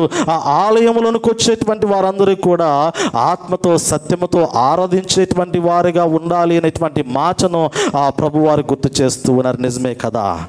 ఇర్మియా గ్రంథంలో రాయబడినటువంటి మాటను మనం గమనించగలిగితే 23వ అధ్యాయము 10వ వచనములో అక్కడ రాస్తాడు, దేశము వ్యభిచారులతో నిండిపోయినది, జనులు నడవడి చెడ్డదాయను, వారి శౌర్యము అన్యాయమునకు ఉపయోగించుచున్నారు గనుక శాపగ్రస్తమై దేశము దుఃఖపడుచున్నది. ప్రవక్తలేమి యాజకులేమి అందరూ అపవిత్రులు, నా మందిరములో వారి చెడుతనము నాకు కనపడెను అంటారు కదా. ఇర్మియా గ్రంథములో 23వ అధ్యాయము 10-11 వచనాల్లో చక్కగా రాయబడినటువంటి మాట, దేశము వ్యభిచారులతో నిండి ఉన్నది, జనులు నడవడి చెడ్డదాయన, వారి శౌర్యము అన్యాయమును ఉపయోగించుచున్నది కనుక శాపగ్రస్తమై దేశము దుఃఖపడుచున్నది, అడవి బీళ్లు ఎండిపోయాను, ప్రవక్తలేమి యాజకులేమి అందరూ అపవిత్రులు, నా మందిరములో వారి చెడుతనము నాకు కనపడెను. ఇది యెహోవా వాక్యం. ఎక్కడ కనపడింది ఈ చెడుతనము? దేవుడు ఎక్కడ చూశాడు? బయట చూశాడా, లోపల చూశాడా? దేవుని మందిరంలో చూస్తూ ఉన్నాడు దేవుడు. ఆయన ఆరాధించడానికి వచ్చినటువంటి వారి యొక్క హృదయాల్లో చూస్తూ ఉన్నాడు దేవుడు. ఆయన తట్టు చేతులు ఎత్తుతూ ఉండగా ఆ చేతుల్లో ఉన్నటువంటి పాపం ఆయన కనపడుతూ ఉంది. ఆ చేతుల్లో ఉన్నటువంటి మలినం ఆయన కనపడుతూ ఉంది. ఆయనను నోరు తెరిచి ఆయన స్తుతించేటువంటి క్రమములో, నోరు తెరిచి ఆయనకు మొరపెట్టేటువంటి క్రమములో ఆ నోటి మాటలలో దేవుని స్తుతి కనపడుతూ ఉంది. అదే సమయంలో అపవిత్రమైనటువంటి పెదవులు కూడా ఆయన కనపడుతూ ఉన్నాయి కదా. యెషయా గ్రంథంలో జ్ఞాపకం చేస్తూ ఉంచాడు. దేవుడు దేవాలయంలో ఆసీనుడై ఉన్నటువంటి క్రమములో, దేవుని మహిమంతా కూడా దేవాలయముతో నిండుకున్నటువంటి క్రమములో, సెరూపులు కెరూపులు దేవుని స్తుతిస్తూ ఆరాధిస్తున్నటువంటి క్రమములో ప్రవక్త అయినటువంటి యెషయా దేవుని మందిరంలోనికి రాలేనటువంటి స్థితిలో అతడు పశ్చాత్తాపముతో ప్రార్థించినటువంటి సందర్భము యెషయా గ్రంథము 6వ అధ్యాయంలో మనకి జ్ఞాపకం చేయబడుతూ ఉంది. పిల్లరా 5వ వచనంలో అంటాడు కదా, నేను అపవిత్రమైన పెదవులు గలవాడును, అపవిత్రమైన పెదవులు గల జనుల మధ్యను నివసించువాడును, నేను నశించితిని, రాజును సైన్యములకు అధిపతియగు యెహోవాను నేను కన్నులారా చూచితును అనుకుంటే చాలా మా పిల్లలకు గమనించండి. ప్రవక్త దేవుని సన్నిధిలో ప్రవక్త మాట్లాడుతున్నటువంటి మాట మనం గమనించగలిగితే, అయ్యో నేను అపవిత్రమైనటువంటి పెదవులు కలిగినటువంటి వాడను. ఈ అపవిత్రమైనటువంటి పెదవులలో లోక సంబంధమైనటువంటి మాటలు కనపడుతూ ఉన్నాయి. అదే సమయంలో దైవ సంబంధమైనటువంటి పలుకులు కనపడుతూ ఉన్నాయి. రెండు కూడా ఆ నోటిలో నుండి వచ్చేటువంటి మాటలను బట్టి దేవుడు చూస్తూ ఉన్నాడు కదా. అందుకని ఇర్మియా గ్రంథంలో మనం గమనించినటువంటి మాటల్లో, నా మందిరంలో నా బిడ్డల యొక్క జీవితాల్లో, వారి హృదయాల్లో, వారి మాటల్లో అపవిత్రత నాకు కనపడుతూ ఉంది. యథార్థమైనటువంటి హృదయాన్ని నేను చూడలేకపోతూ ఉన్నాను. సత్యముతో పలికేటువంటి మాటలు చూడలేకపోతూ ఉన్నాను. ఆత్మతో ఆరాధించేటువంటి స్వభావాన్ని ఇంకా నా బిడ్డల యొక్క జీవితాల్లో, నా బిడ్డల యొక్క హృదయాలలో నేను కనుగొనలేకపోతూ ఉన్నానని దేవుడు మాట్లాడుతూ ఉండగా, హృదయ పరివర్తన చాలా ప్రాముఖ్యమైనటువంటిది. మనస్సు మార్చుకోవటం అనేది చాలా ప్రాముఖ్యమైనటువంటి మాటగా దేవుని యొక్క వాక్యాన్ని మనం చూడగలుగుతూ ఉన్నాం. యెషయా ప్రవక్త తనలో ఉన్నటువంటి అపవిత్రతను ఎరిగినటువంటి వాడై, దేవుని పరిశుద్ధతను చూడలేనటువంటి స్థితిలో, ఆయన మహిమలోనికి రాలేనటువంటి స్థితిలో అతడు ఉండగా తన పాపాన్ని ఒప్పుకుంటూ ఉన్నాడు, తన స్వభావాన్ని ఒప్పుకుంటూ ఉన్నాడు. అతడు పశ్చాత్తాపము నొందుతూ ఉన్నాడు. అతడు పశ్చాత్తాపము నొందుతూ ఉండగా 7వ వచనంలో 6వ వచనంలో అప్పుడు ఆ శరీరంలో నొకడు తాను బలిపీఠం మీద నుండి కారుతో తీసిన నిప్పును చేత పట్టుకుని నా ఎదుకు ఎగిరి వచ్చి నా నోటికి దాన్ని తగిలించి, ఇది నీ పెదవులకు తగిలిన గనుక నీ పాపమునకు ప్రాయశ్చిత్తమాయెను, నీ దోషము తొలగిపోయెను అని కదా. ఎంత చక్కటి మాట. ఆయన అగ్నితో దేవుని యొక్క ఆ శరీరంలో ఒక దూత ఆ బలిపీఠం మీద నుండి కారుతో తీసినటువంటి నిప్పును చేత పట్టుకుని వచ్చి మరి ప్రవక్త అయినటువంటి యెషయా నోటికి పెదములకు తగిలించినట్లుగా మనం చూడగలుగుతూ ఉన్నాం. నిజమే, అగ్ని చేత కాల్చబడాల. ఈరోజు మన యొక్క హృదయాలు పరిశుద్ధ ఆత్మ యొక్క అగ్ని చేత దహించబడేటువంటి హృదయాలుగా ఉండాలి. మనలో ఉన్నటువంటి మలినమంతియు కూడా, మనలో ఉన్నటువంటి పాపమంతియు కూడా, మనలో ఉన్నటువంటి అయోగ్యమైనటువంటి స్వభావమంతియు కూడా, మనలో ఉన్నటువంటి చెడుతనమంతా కూడా, మనలో ఉన్నటువంటి సాతాను సంబంధమైనటువంటి ఆలోచనలన్నీ కూడా పరిపూర్ణంగా తీసివేయబడాలి. అలా తీసివేయబడినప్పుడే ప్రభువుని ఆత్మతో ఆరాధించగలిగినటువంటి అనుభవంలోనికి సంఘంలో దేవుని బిడ్డలు కనపడుతూ ఉంటారు. ఎందుకంటే దేవాలయాన్ని ప్రభువారు చూచినప్పుడు దొంగలు కనపడ్డారు. దేవాలయంలో యేసు ప్రభువారు చూచినప్పుడు వ్యాపారస్తులు కనపడ్డారు. దేవాలయంలో దేవుడు చూసినప్పుడు కుట్రలు కుతంత్రాలు కలిగినటువంటి మనస్సులు కలిగినటువంటి మనుషులు కనపడ్డారు. కానీ పశ్చాత్తాపము నొందినటువంటి హృదయాలు కలిగినటువంటి వారిగా కనపడలేదు కదా. గడిచిన ఈ లెంట్ డేస్లో ఉన్నటువంటి వర్తమానాల్లో మనం గమనించగలిగితే మరి ఒక చక్కటి వర్తమానము పరిసయ్యుడు సుంకరి యొక్క ప్రార్థనలో ఉన్నటువంటి వ్యత్యాసము. పరిసయ్యుడు దేవుని మందిరములో ప్రార్థన చేశాడు, కానీ ఆ ప్రార్థన దేవుడు మెచ్చుకోలేదు. ఆ ప్రార్థన విషయంలో దేవుడు సంతోషపడలేదు. ఆ ప్రార్థన గొప్ప ప్రార్థనగా దేవుడు పలకలేదు. కానీ ఆ ప్రార్థనలో, ఆ పరిసయ్యుని యొక్క ప్రార్థనలో ప్రభువారు జ్ఞాపకం చేసినటువంటి మాట ఏమిటంటే, అతనిలో పశ్చాత్తాపం నాకు కనపట్టలేదు కానీ ప్రార్థన చేస్తూ ఉన్నాడు. అతనిలో మారు మనసు నాకు కనపట్టలేదు కానీ ప్రార్థన చేస్తూ ఉన్నాడు. అతను నేను అది ఇచ్చాను ఇది ఇచ్చానని చెప్పుకుంటూ ఉన్నాడు, కానీ నన్ను వెంబడించేటువంటి తన హృదయములో తన మనస్సులో ఏ కోసానా కూడా నాకు కనపట్టలేదు అనేటువంటి ఆలోచన దేవుని మందిరంలో ప్రార్థన చేసినటువంటి పరిసయ్యుని యొక్క జీవితంలో ప్రభువారు చూచారు. కానీ సుంకరి హృదయాన్ని ప్రభు చూచినప్పుడు ఆ పశ్చాత్తాపముతో పాపినైనటువంటి నన్ను కరుణించు ప్రభు అని పాపమును ఒప్పుకున్నటువంటి స్వభావాన్ని సుంకరులో చూశారు కదా. ఇద్దరు దేవాలయంలోనే కనపడ్డారు కదా. దేవుని మందిరంలో దేవుని సముఖంలో ఆయన చూశాడు ఇద్దరిని. కానీ ఒక వ్యక్తి యొక్క హృదయంలో లోకము కనపడింది, మరి ఒక వ్యక్తి యొక్క హృదయంలో పశ్చాత్తాపముతో దేవుని సన్నిధిలో నేను ఉండాలి అనేటువంటి ఆలోచన కనపడింది.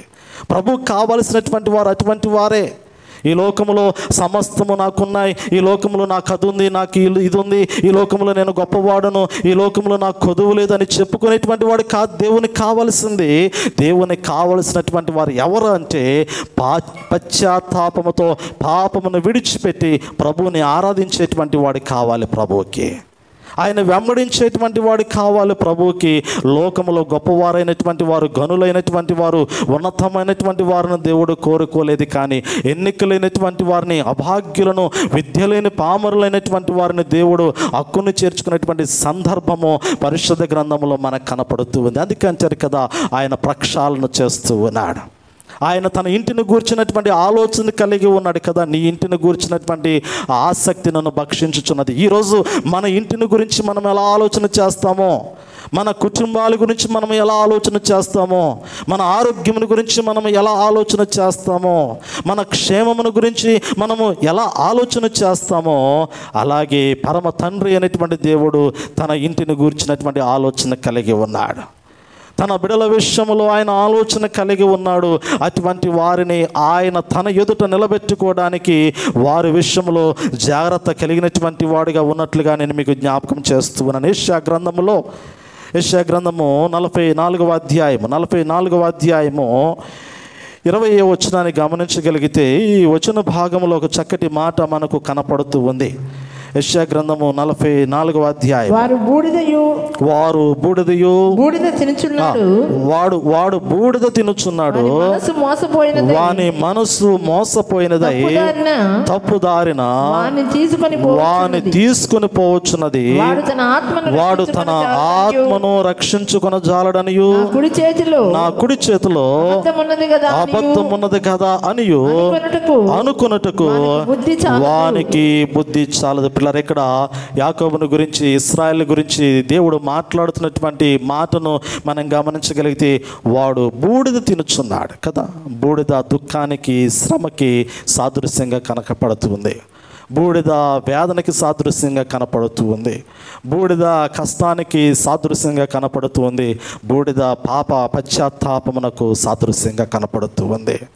ఒక్కొక్కసారి కష్టపడి సంపాదించినటువంటి సంపాదన అంతా కూడా చాలామంది అంటారు, పెద్దలు అంటారు, అరే అంతా బూడిద పాలైపోయిందిరా, నేల పాలైపోయిందిరా అంటారు కదా.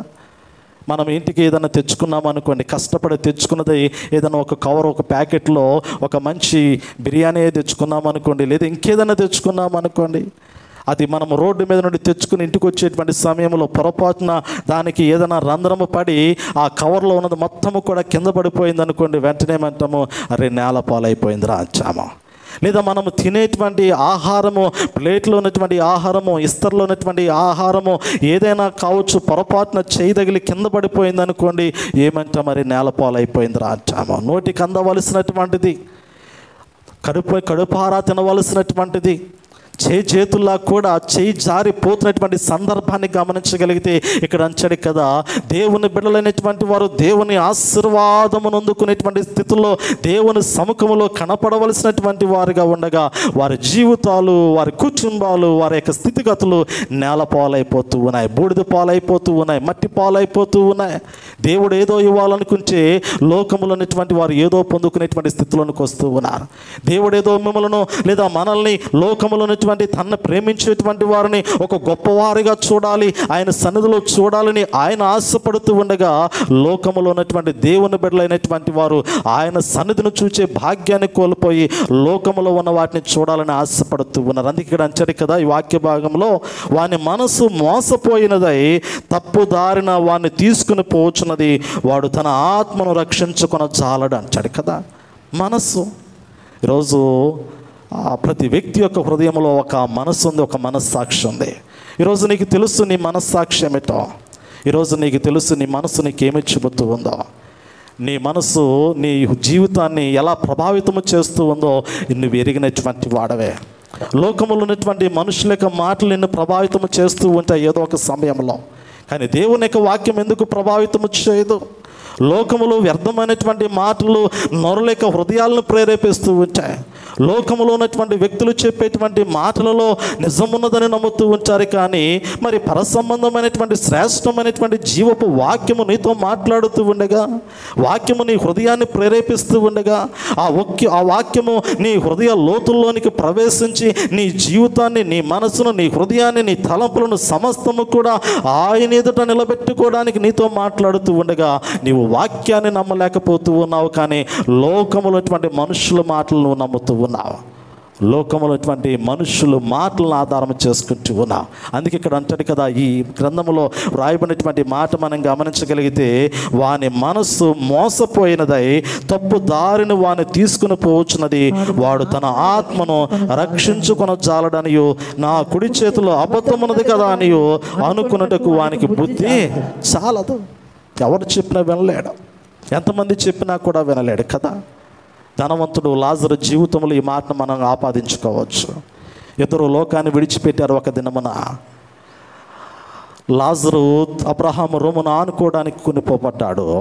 ధనవంతుడు అగ్ని కీలకల్లో యాతన పడుతూ ఉన్నాడు. అక్కడ ఆ యొక్క నరకాన్ని ప్రత్యక్షంగా ధనవంతుడు చూస్తూ ఉన్నాడు.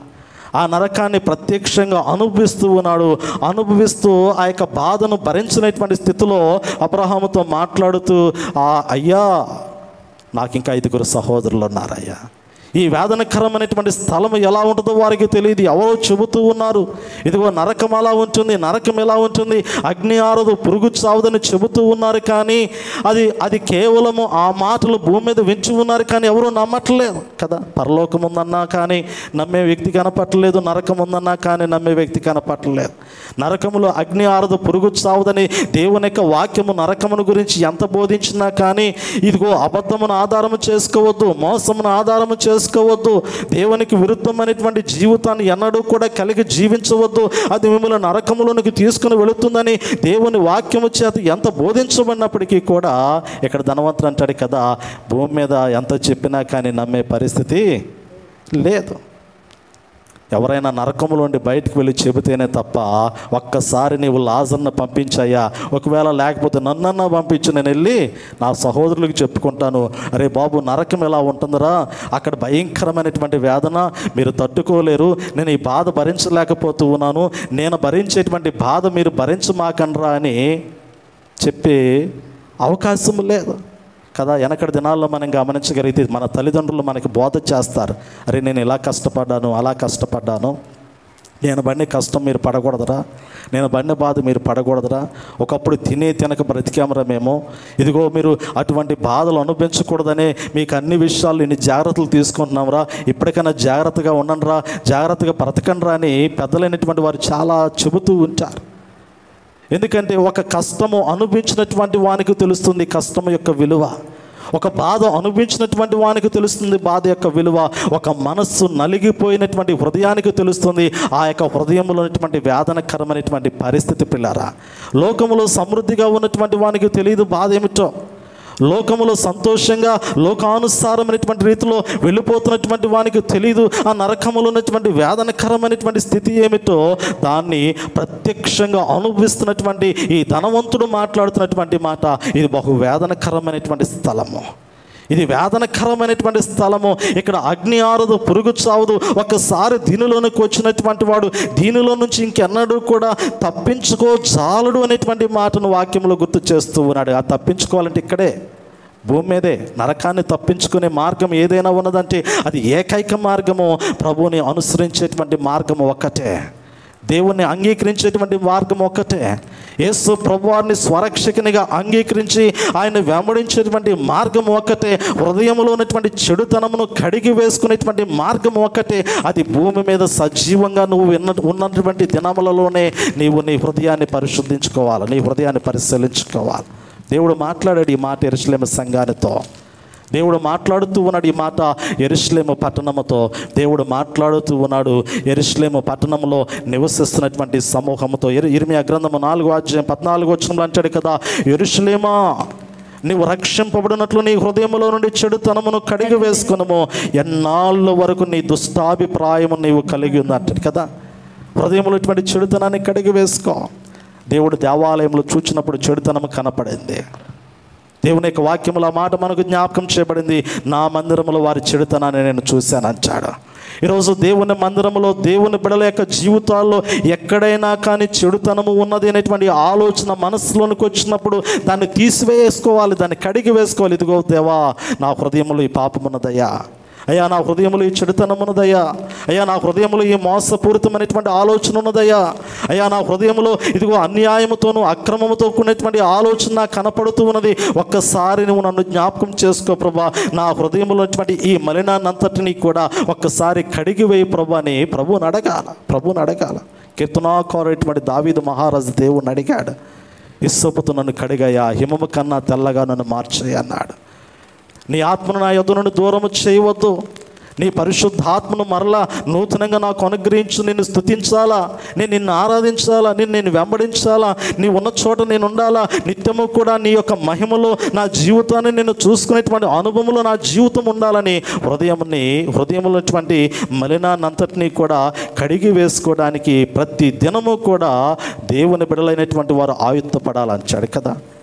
ఎందుకంటే నరుని యొక్క హృదయము బాల్య దినముల నుంచి కూడా చెడ్డదని దేవుని యొక్క వాక్యము జ్ఞాపకం చేసింది. కాబట్టి ఈరోజు నా హృదయం మంచిది, ఈరోజు నా ఆలోచనలు మంచివే, నేను నడిచే నడవడిక మంచిదే, నేను చేసే ప్రతి పని మంచిదే అని పైకి చెప్పొచ్చేమో, కానీ లోపల అంతరాత్మ అనేటువంటిది, మనస్సాక్షి అనేటువంటిది ఒకటి గద్దిస్తూ ఉంటుంది.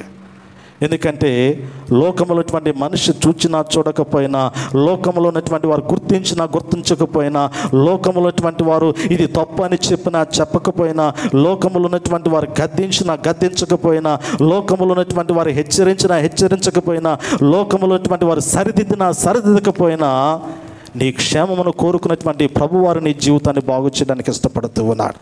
ఈరోజు నువ్వు తప్పు చేస్తే ఎవరు నీకు చెప్పరు, ఎందుకంటే నువ్వు బాగుపడడం వాళ్ళకి ఇష్టం లేదు కాబట్టి. నువ్వు దేవుని సన్నిధిలో ఉండటం ఇష్టం లేనటువంటి వాడు, అరే నువ్వు చేస్తుంది తప్పు, ఈ మార్గంలో నువ్వు వెళ్ళకూడదు, ఇదిగో ఈ స్థితిలో నీ జీవితం ఉండకూడదని ఎవరు కూడా చెప్పరు. నిజం చెప్పాలి అంటే కదా, దేవుని మందిరానికి వచ్చారనుకున్న ఉదాహరణకి, దేవుణ్ణి ఆరాధించడానికి దేవుని మందిరంలోకి వచ్చారు. ఇంటి దగ్గర నుంచి బయలుదేరి దేవుని మందిరంలోకి వచ్చారు. చిన్న బిడ్డలైనా, యవ్వన బిడ్డలైనా, పెద్దలైనా, పురుషులైనా, స్త్రీలైనా, ఎవరైనా కావచ్చు. ఇంటి దగ్గర నుంచి ఎక్కడికి వచ్చారు? దేవుని మందిరంలోకి వచ్చారు. దేవుని మందిరంలోకి వచ్చినటువంటి వాడు ఎక్కడ ఉండాలి? దేవుని మందిరంలో ఉండాలి. దేవుని స్తుతించడానికి వచ్చినటువంటి వాడు దేవుని స్తుతించాలి. దేవుని మందిరంలోకి వచ్చిన వాడు మందిరంలో లేక బయట ఉన్నాడు అనుకోండి, బయట నిలబడ్డాడు అనుకోండి, బయట ముచ్చట్లో పెట్టుకున్నాడు అనుకోండి, బయట వేరే వ్యాపకాల్లో ఉన్నాడు అనుకోండి, దాన్ని చూచినటువంటి వాడు వెంటనే ఏమి చెప్పాలి? పెద్దలైనటువంటి వారు, రే బయట ఎందుకు నిలబడ్డావు, నీకు ఇక్కడ ఏం పని, నువ్వు దేనికి వచ్చావు, నువ్వు దేవుని మందిరానికి వచ్చినప్పుడు నువ్వు మందిరంలో ఉండాలా లేదా, చెప్పాలా లేదా? ఈరోజు చెప్పలేకపోతూ ఉన్నారు అంటే బిడలేక క్షేమాన్ని వారు కోరుకోవట్లేదు, బిడలేక భవిష్యత్తును వారు కోరుకోవట్లేదు.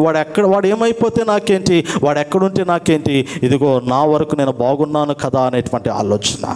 దేవుని యొక్క వాక్యములో జ్ఞాపకం చేయబడుతున్నటువంటి మాటను మనం గమనించగలిగితే, ఇక్కడ రాయబడినటువంటి మాట ఇర్మియా గ్రంథము 32వ అధ్యాయము, ఇర్మియా గ్రంథము 32వ అధ్యాయాన్ని గమనించగలిగితే, ఈ 32వ అధ్యాయము 34వ వచనంలో తెలియపరుస్తూ ఉంటాడు, పిల్లరా నా పేరు పెట్టబడిన మందిరమా,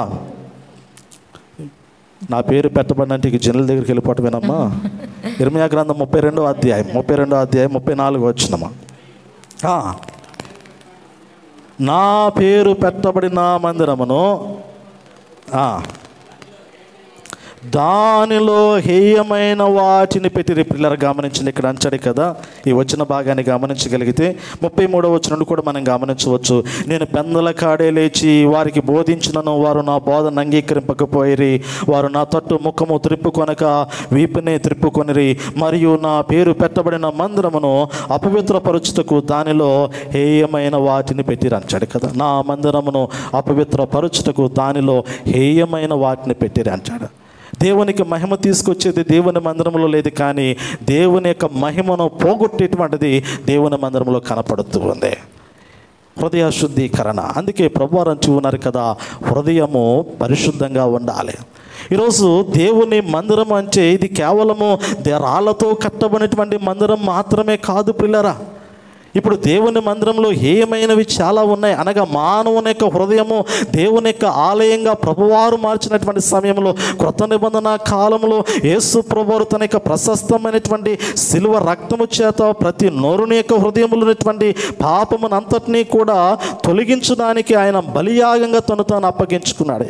ఎఫెసీయులకు రాసిన పత్రిక 5వ అధ్యాయము 25వ వచనంలో క్రీస్తు ప్రభువారి యొక్క మరణ బలియాగములో పుట్టుకొచ్చినటువంటి నూతనమైనటువంటి వధువు సంఘమైనటువంటి పరిశుద్ధ సంఘమును గురించి పౌలు భక్తుడు మాట్లాడుతూ ఉంటాడు పిల్లరా. ఎఫెసీయులకు రాసిన పత్రిక 5వ అధ్యాయం 25వ వచనంలో తీయాలమ్మ త్వరగా.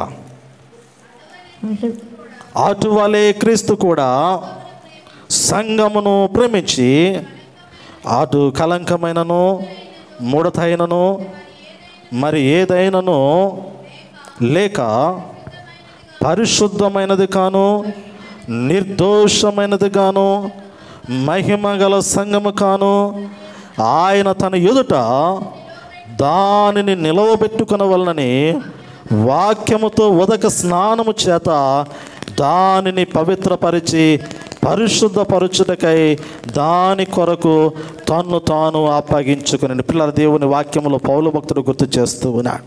యేసు ప్రభువారు ఎందుకు మరణమునకు అప్పగించబడ్డారు, ఎందుకు ఆయన యొక్క రక్తము సకల మానవాళి నిమిత్తము ప్రోక్షించబడిందంటే, క్రీస్తు కూడా సంఘమును ప్రేమించి అది కలంకమైన కానీ ముడతైనా మరి ఏదైనా లేక పరిశుద్ధమైనదిగా ఉండాలి అనేటువంటి ఆలోచన కదా. నరుని యొక్క హృదయం ఎంత పరిశుద్ధంగా ఉండాలో, కళంకం ఉండకూడదు, ముడత ఉండకూడదు, మచ్చ ఉండకూడదు. శరీరం మీద చాలామంది చూసుకుంటారు కదా, శరీరం ఏదైనా చిన్న చిన్న ముట్యాలు వచ్చినా కానీ, చిన్న చిన్న మచ్చలు వచ్చినా కానీ దానికి వెంటనే ట్రీట్మెంట్ తీసుకుంటాం. స్కిన్కి సంబంధించినటువంటి జాగ్రత్తలు తీసుకుంటాం. ఒకవేళ ముడతలు కనపడినా కానీ ముడతలు కనపడకుండా జాగ్రత్తలు తీసుకుంటామా లేదా? ఒకవేళ వయసు పైబడుతున్నా కానీ చిన్నపిల్లలాగా ఉండడానికి జాగ్రత్తలు తీసుకుంటామా లేదా కదా?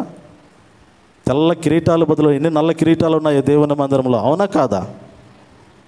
ఒక మోహన్ రావు గారు తప్ప, ఒక మోహన్ రావు గారు మాత్రమే కనపడుతుంది తెల్ల కిరీటం నాకు.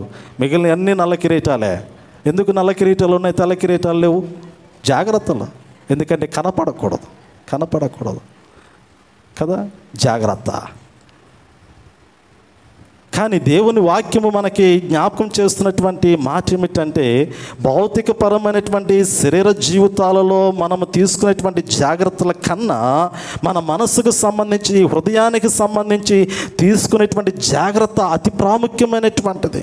ఈరోజు నీ హృదయము కలంకంగా ఉండకూడదు. నీ హృదయంలో మరి ఏ విధమైనటువంటి మత్సరము కానీ, క్రోధము కానీ, అసూయ కానీ, ద్వేషము కానీ, పగ కానీ, ప్రతీకారము కానీ, లోక సంబంధమైనటువంటి ఏది కూడా నీ హృదయాంతరంగంలో ఉన్నట్లయితే అది దేవుణ్ణి ఆరాధించేటువంటి స్థలముగా ఉండదు అనేటువంటి మాట ఈ కృత నిబంధన కాలములో దేవుని యొక్క వాక్యము మనకి హెచ్చరిక చేస్తూ ఉంది. నిజమే, దేవుని వాక్యము మనకి హెచ్చరిక చేస్తూ ఉంది. యేసు ప్రభువారు ఎందుకు తాను అప్పగించుకున్నారు అంటే, మనము వాక్యం అనేటువంటి ఉదక స్నానము చేత మన హృదయాన్ని పవిత్రపరుచుకొని, పరిశుద్ధపరుచుకొని దేవుని ఎదుట నిలబడేటువంటి వారిగా ఉండాలి అనేటువంటి మాటను ఈ వాక్య భాగంలో గుర్తు చేస్తూ ఉన్న నిజమే పిల్లారా. కానీ కడువర దినాలు, అపాయకరమైనటువంటి దినాలు, ఈ దుర్దినాలలో నరుని యొక్క హృదయంలో పశ్చాత్తాపం కనిపించట్లేదు. నాలో పాపం ఉన్నది అనేటువంటి ఆలోచన ఏ నరుడు కూడా తన హృదయంలోనికి తీసుకోలేకపోతూ ఉన్నాడు.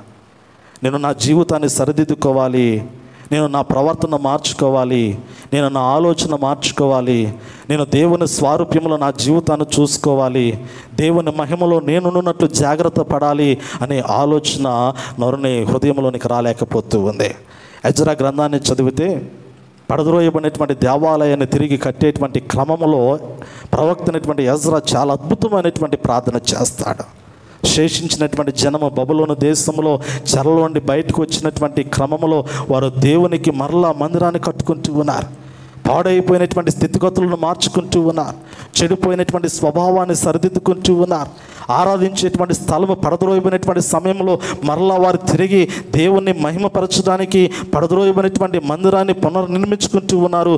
కేవలం మందిరాన్ని మాత్రమే కట్టుకోలేదు, కానీ వారి జీవితాలు కూడా కట్టుకున్నారు. ఎజ్రా గ్రంథాన్ని గమనించగలిగితే చూడు, నా మాట గుర్తు చేస్తాను.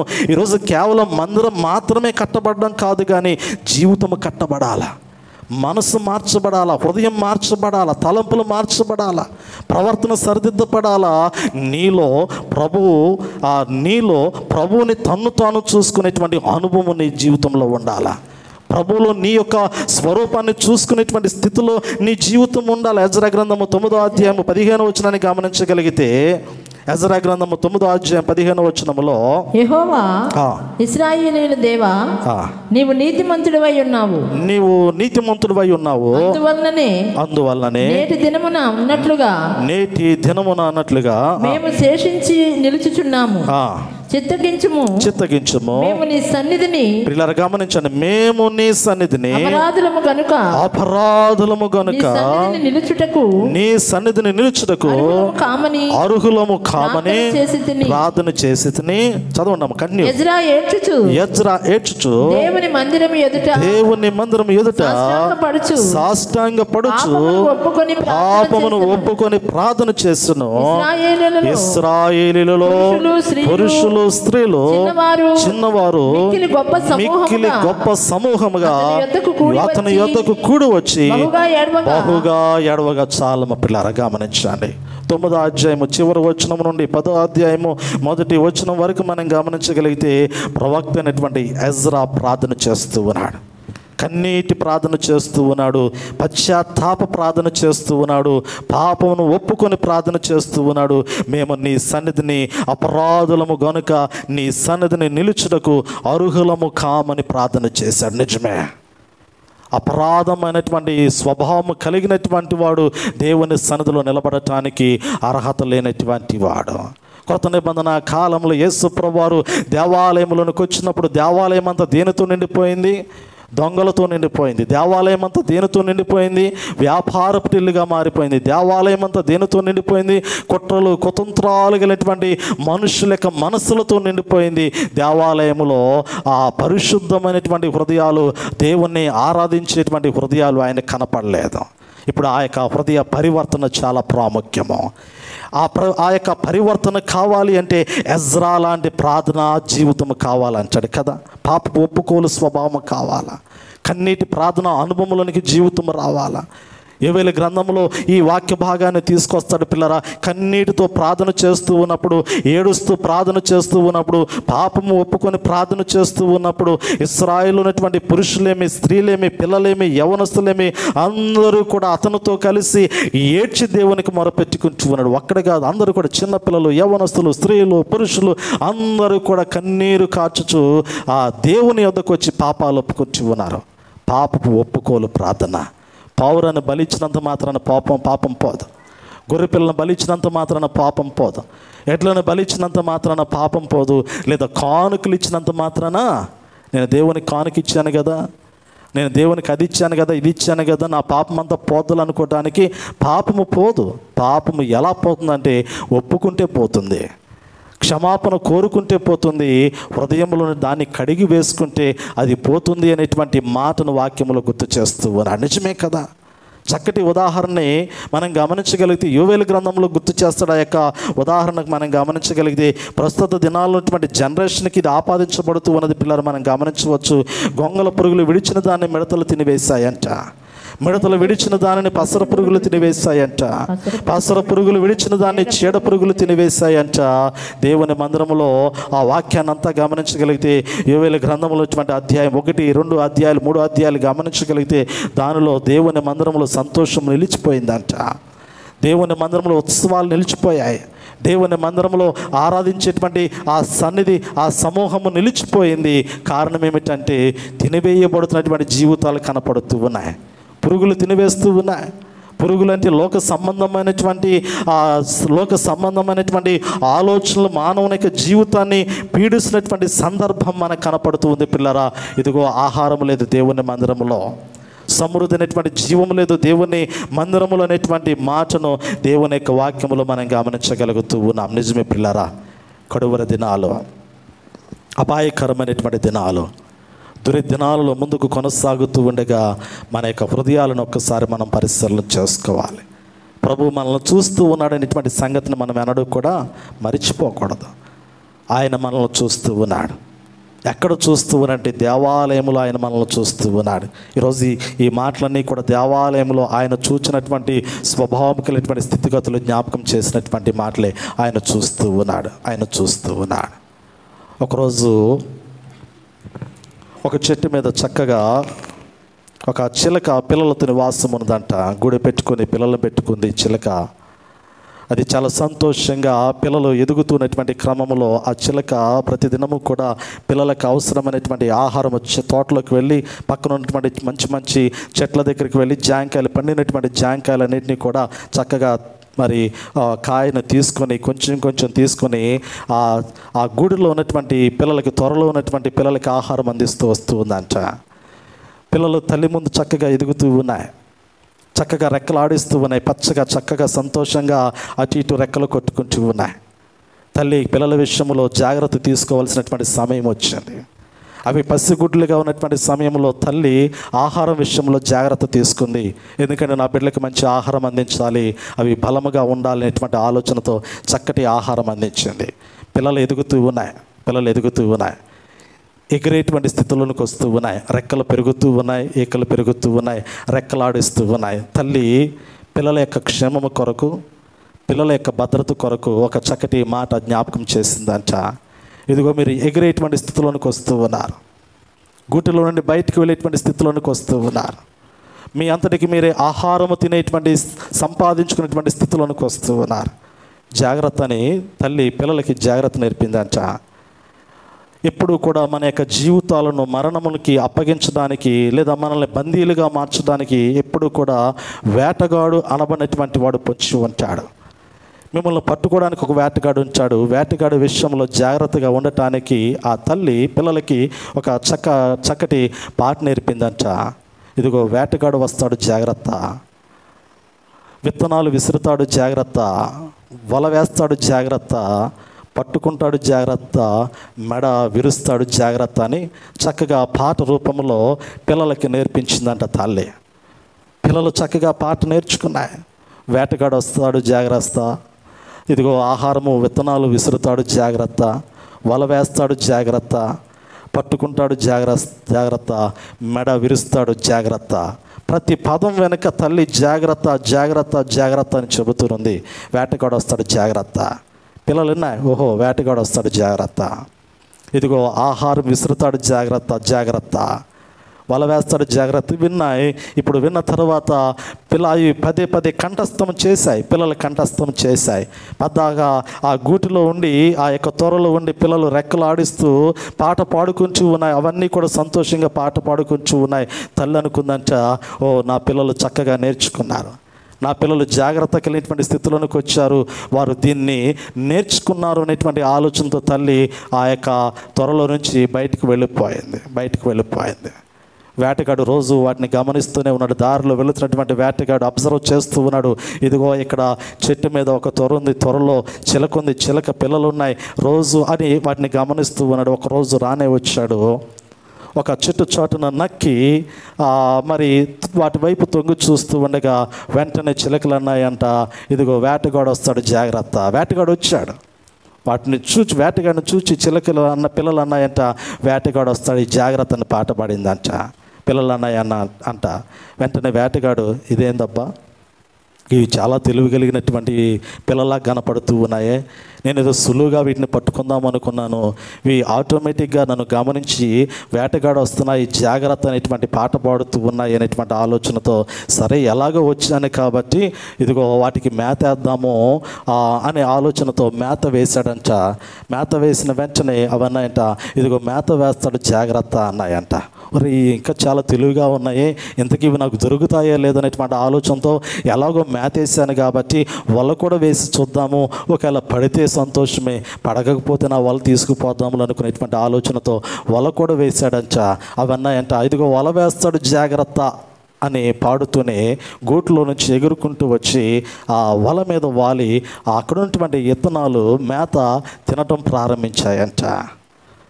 తింటూనే పాట పాడుకుంటూ ఉన్నాయంటే ఇంకా ఇదిగో వేటగాడు వస్తాడు జాగ్రత్త, విత్తనాలు ఇసురుతాడు జాగ్రత్త, వల వేస్తాడు జాగ్రత్త, పట్టుకుంటాడు జాగ్రత్త అని పాట పాడుకుంటూ ఉన్నాయి, తింటూ ఉన్నాయి, పాట పాడుకుంటూ ఉన్నాయి, తింటూ ఉన్నాయి. పాట అవి ఏమి నేర్చుకున్నాయి అంటే అపాయకరమైనటువంటి స్థితిలో నుండి జీవితాన్ని ఎలా కాపాడుకోవాలో నేర్చుకోలేకపోయాయి. కానీ ఏదో సరదాగానో లేదో నేర్చుకోవాలనుకునో లేదో ఒక ఆకతాయిగా అవి నేర్చుకున్నాయి. వేటగాడు వచ్చాడు, వల మీద ఉన్నటువంటి ఆ యొక్క పిల్లలను పట్టుకున్నాడు. ఒక్కొక్క దాన్ని మెడ విరిచేటువంటి సమయంలో పట్టుకునేటువంటి మరుక్షణంలో అవన్నాయంట, ఇదిగో వేటగాడు పట్టుకుంటాడు జాగ్రత్త, మెడ విరుస్తాడు జాగ్రత్త అని చనిపోయాయంట. ప్రస్తుత దినాల్లో ఉన్నటువంటి విశ్వాసుల యొక్క జీవితాన్ని, క్రైస్తవ జీవితాన్ని వీటితో కంపారిజన్ చేసుకుంటే అందరి పరిస్థితి ఇలా కనపడుతూ ఉంది.